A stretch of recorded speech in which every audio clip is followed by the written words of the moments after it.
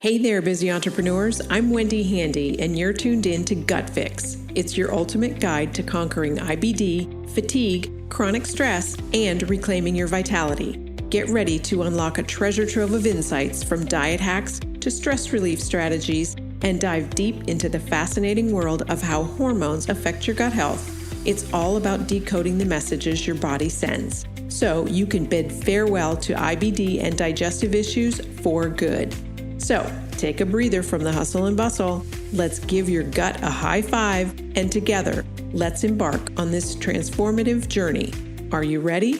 Let's dive into today's episode. Hello, and welcome to Gut Fix. Say goodbye to IBD Naturally. This is episode number 3. I'm Wendy Handy, your host and a certified functional diagnostic nutrition practitioner and health coach specializing in IBD. So this show is where I'll explore natural and holistic ways to not only manage your IBD, but to potentially overcome it altogether so that you can get back to living a healthier and happier life. We'll be diving into exactly what it is, specifically ulcerative colitis, its causes or some of the causes, symptoms, and how you can start to address it naturally. So let's get started. All right, so exactly what is IBD? IBD stands for inflammatory bowel disease, and it's actually an umbrella for chronic inflammatory conditions of the gastrointestinal tract. The two main types are Crohn's disease, which is much less prominent, more rare, and ulcerative colitis. Today, we're going to zero in on UC. My story is I was diagnosed with UC, back 16 plus years ago now. I was selling real estate in high volume. I was running marathons. I think maybe that year I ran 6, or maybe that was the year after. I don't remember, but I was running a lot of marathons. Let's just put it that way. And I was eating what I thought was the right diet, eating a lot of vegetables and fruits, but it was more not eating any meat and more fish. I was eating a lot of fish, specifically sushi. I was down at a conference down in Fort Lauderdale, and I went out to eat, had just a salad, and I got very, very sick. And not just the kind of sick where it's, I ate something wrong, I ate something bad. It was more, it lasted for 6-7 days. And I mean, it was debilitating. And I finally somewhat recovered from that and got back to my normal training and selling real estate and eating the way I was always eating.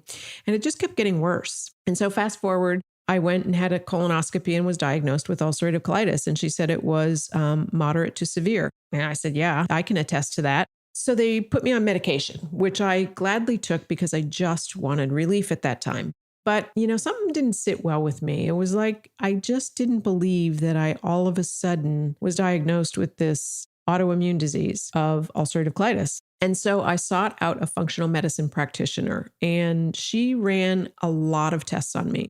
And not just your normal blood tests, but, she was checking my hormones. She was checking my gut. She was checking for heavy metals, which turned out I had a lot of mercury in my system.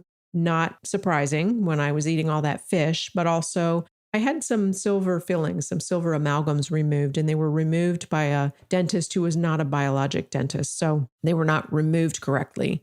And so, it took 3 years, the better part of 3 years, and a lot of changes and a lot of, I don't want to say it was easy by any stretch of the imagination, but it was so well worth it because I was able to get off medication, and I have not had a flare in over 12 years. And so in my mind, I have cured it. I know the doctors will say it's in remission, but I say it's gone. I've cured it. So anyway, that's my story. And, ulcerative colitis, what it is it's that chronic, long-lasting inflammation that causes ulcers in that innermost lining of that large intestine. And that's how it differs from Crohn's. So Crohn's can be all over, but ulcerative colitis is just really limited to that large intestine or the colon and the rectum.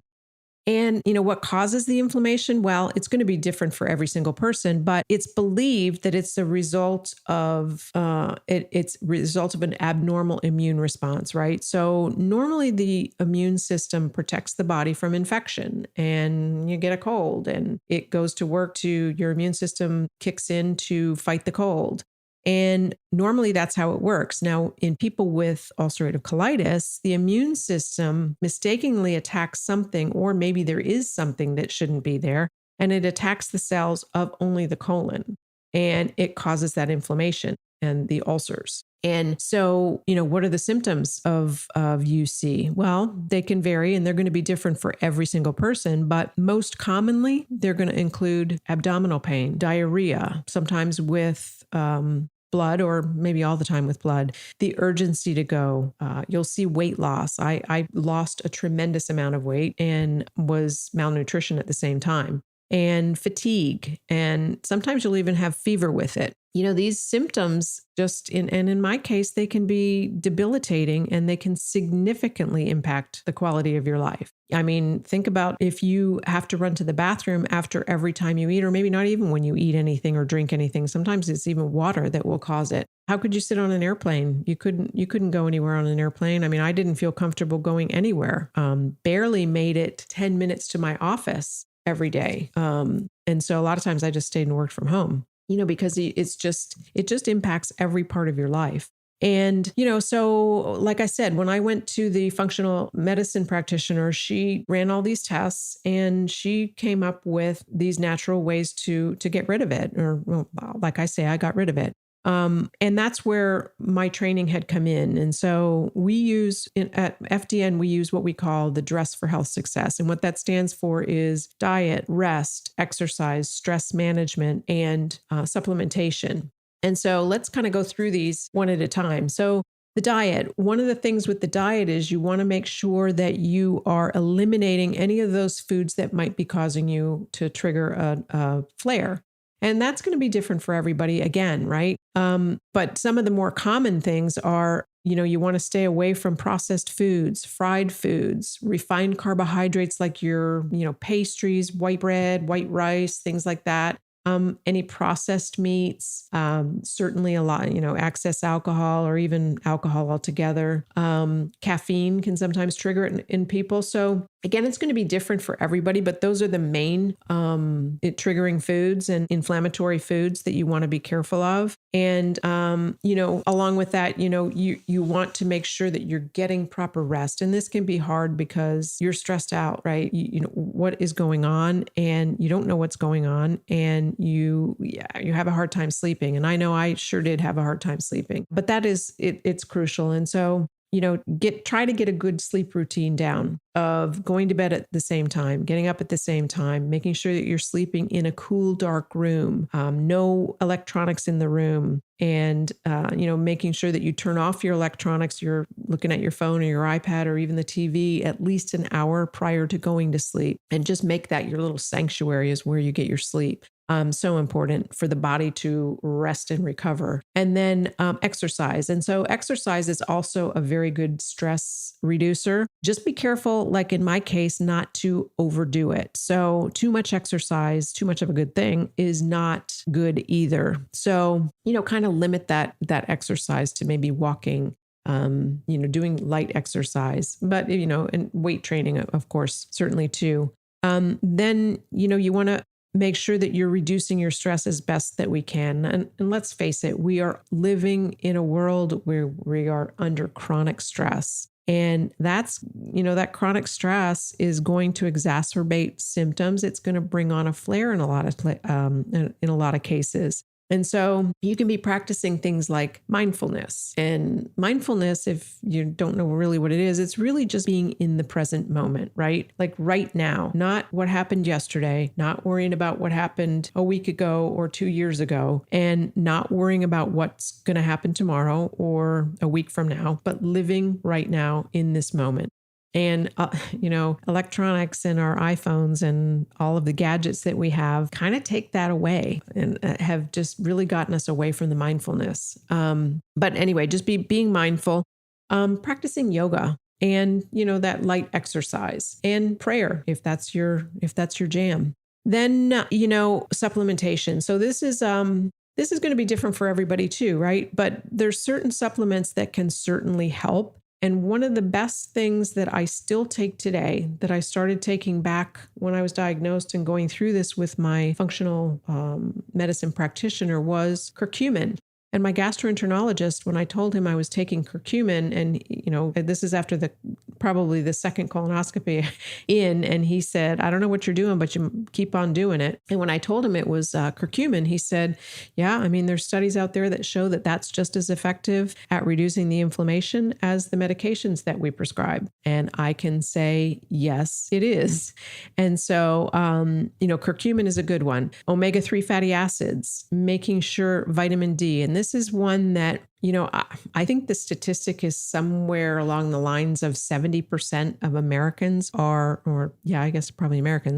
maybe that's where the study was from, are deficient in vitamin D. And what your doctor may consider to be ideal for a vitamin D level is far lower than what we consider to be adequate for a vitamin D level. And then there's some specific herbs that can help support your gut and reduce inflammation.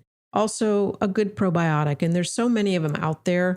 It's best to have your gut, have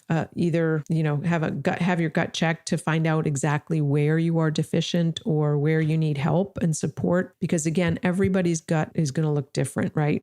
And that's where the functional testing comes in. So utilizing those lab tests to see exactly where the imbalances are, not only in the gut, but also in the hormones that can be, if you're under a tremendous amount of stress. Cortisol is, when you're chronically releasing cortisol, that is so catabolic to your system, and it can just wreak so much havoc on all your other hormones, but also into your gut. I mean, it's just a whole thing. But just making sure that you're getting these tests done. And, another good one is testing for heavy metals and mold. Mold is another big thing too, right? That goes very under diagnosed, if you will. It's not that we give diagnosis, because we don't, but it goes undetected or unrecognized as something, right? Is mold. And so, making sure that you're finding out exactly what it is for you and your body that's causing this to be so imbalanced. And, remember that everybody's journey with UC or IBD is unique. What works for one person is not necessarily going to work for another.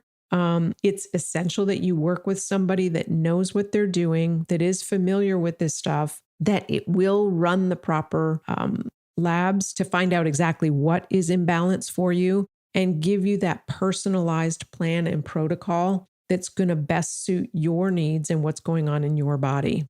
So that wraps up today's episode of Gut Fix. Say goodbye to IBD Naturally. I hope that you found the introduction to UC informative and helpful. If you have questions or topics that you'd like me to cover in future episodes, please feel free to reach out to me on Instagram at Coach Wendy Handy. And don't forget to subscribe to the podcast and leave a review if you found some value in the show. And by all means, share it with somebody that you think might find value in it too. Thanks for tuning in. And until next time, stay happy, stay healthy.